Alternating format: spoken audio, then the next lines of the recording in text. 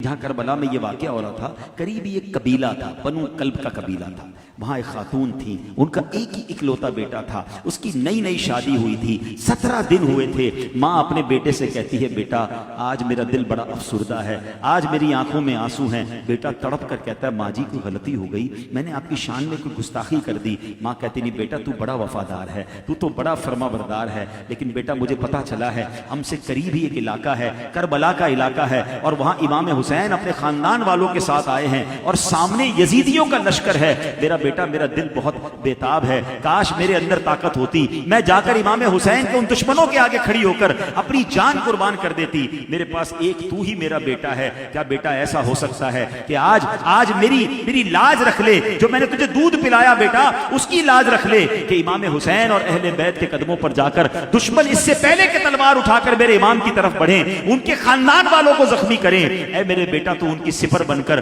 اپنے لیے اپنا سینہ پیش کر دے، اپنی جان ان کے قدموں پہ قربان کر دے۔ اللہ اکبر! جب ماں سے اہل بیت کی محبت کا ایسا پیغام اور ایسا درس ملتا ہے، اس دولہے کا نام تھا حضرت وہب رحمت اللہ تعالی علیہ۔ 17 دن ہوئے ہیں شادی کو، کہتا ہے ماں جی بالکل ٹھیک ہے، آپ نے کہہ دیا، میں اہل بیت پر جان قربان کرنے کے لیے تیار ہوں، مگر مجھے تھوڑی سی اجازت دیجیے، میں اپنی بیوی کے پاس، ابھی نئی نئی شادی ہوئی ہے، اس نے میرے ساتھ امیدوں کے بندھن باندھے ہیں، اس کی بڑی تمنائیں میرے ساتھ ہیں،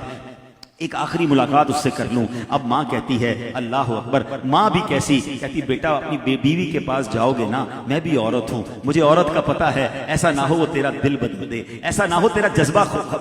ڈائیورٹ کر دے اور اتنی بڑی قربانی سے تو بچ جائے۔ وہ کہتا ہے، ماں ایسا مت سوچنا، جب آپ نے مجھے دودھ پلایا ہے، آپ نے اہل بیت کی محبت میری گٹی میں ڈالی ہے، اب آپ نے کہا تو میں نے فیصلہ کر لیا ہے، اب یہ سر کٹے گا تو امام حسین کے قدموں میں جا کر کٹے گا، بس مجھے ایک آخری ملاقات کرنے دو۔ اپنی بیوی کے پاس آتے ہیں، اپنا پلان بتاتے ہیں کہ قریب ہی ایک گاؤں میں امام حسین آئے ہیں، ہاں نبی پاک کے نواسے آئے ہیں، اپنے ساتھیوں کے ساتھ آئے ہیں، سامنے لشکر جرار ہے، تلواریں لے کر پیاسے حسینیوں کے گلے کاٹنے آئے ہیں، بس میں نے پلان کر لیا ہے کہ میں ان کی مدد کو جا رہا ہوں، ہو سکتا ہے اب ہماری ملاقات نہ ہو، اب محشر کے دن ملاقات ہوگی۔ اللہ اکبر! وہ زوجہ بھی کیسی ہے، 17 دن کی نئی نویلی دلہن ہے، کہتی میرے سرتاج اگر آپ نے فیصلہ کر ہی لیا ہے تو عمل کیجئے، بس ایک وعدہ کیجئے،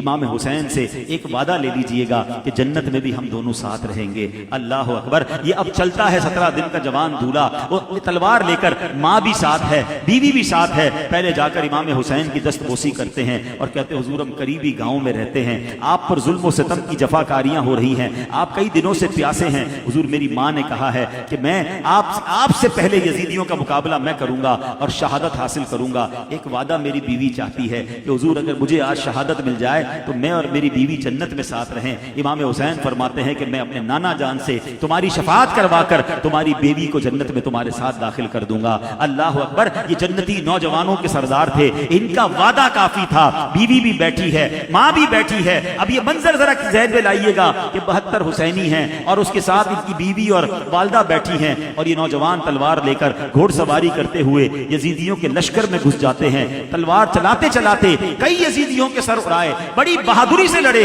اور آخرکار زخموں سے چور چور ہو کر جب واپس امام حسین کی طرف آتے ہیں اور امام حسین کے قدموں میں آ کر کہتے ہیں کہ رب کعبہ کی قسم میں کامیاب ہو گیا، دوبارہ جاتے ہیں، مگر اب تھوڑی دیر کے بعد یزیدی ان کا سر قلم کر کے وہ سر جو ہے امام حسین کے قدموں کی طرف اچھال دیتے ہیں، اپنی جان آفرین کے سپرد کی، شہادت حاصل کی۔ وہ سر لے کر جب بیوی کی گود میں وہ سر آتا ہے، ماں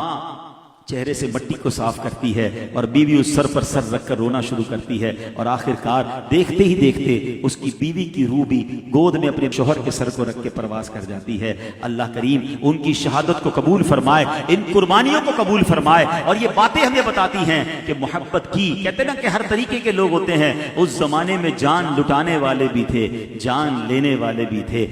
سب کچھ قربان کرنے والے بھی تھے۔